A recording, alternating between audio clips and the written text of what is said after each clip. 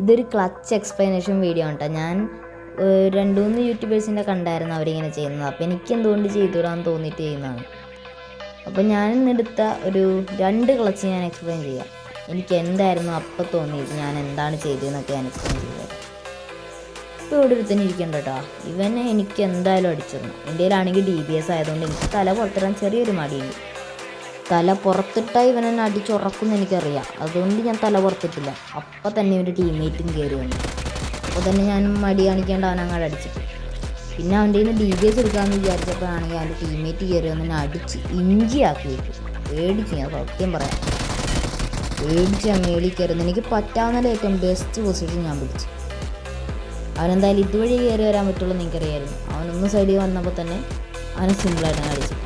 ഇപ്പം എൻ്റെ മനസ്സിൽ മറ്റേ മാസ് പാട്ടയ്ക്ക എല്ലാ പ്ലേയേഴ്സിനും തോന്നിയിട്ടുണ്ടാവുമല്ലോ അങ്ങനെയൊക്കെ. നമ്മളൊരു ക്ലച്ചൊക്കെ എടുത്ത് കഴിയുമ്പോൾ മാസ് പാട്ടൊക്കെ മനസ്സിൽ. ഇത് ഞാൻ ലോ ആമോലെടുത്ത ക്ലച്ചാണ് കേട്ടോ. ഇത് ഞാനൊന്ന് റെക്കോർഡ് ചെയ്യാൻ മറന്നുപോയായിരുന്നു. പക്ഷേ കുഴപ്പമില്ല, ഹൈലൈറ്റ്സ് നിന്ന് എടുത്തിട്ടുണ്ട്. എൻ്റെ തോംസന് 30 ഉള്ളൂ, ഷോട്ട് ഗണ്ണിന് 5 ബുള്ളറ്റ് ഉള്ളൂ. എൻ്റെയിലാണെങ്കിൽ എക്സ്പോർട്ട്. ഞാൻ അധികം അടിയൊന്നും കൊള്ളാതിരിക്കാൻ നോക്കിയെങ്കിൽ ഒരടി കൊണ്ടു, പക്ഷേ സീനുണ്ടായില്ല. ഷോട്ട് ഗൺ വെച്ച് ഞാൻ അവനപ്പോൾ തന്നെ കൊണ്ടു. പിന്നെ അവൻ്റെ ടീംമേറ്റ് അടിയോടടി, അവനാണെങ്കിൽ അപ്പം തന്നെ എന്നെ റഷ് ചെയ്തു. എനിക്കാണെങ്കിൽ ഹെഡ് അടിക്കാൻ കൂടി സമയം കിട്ടിയില്ല.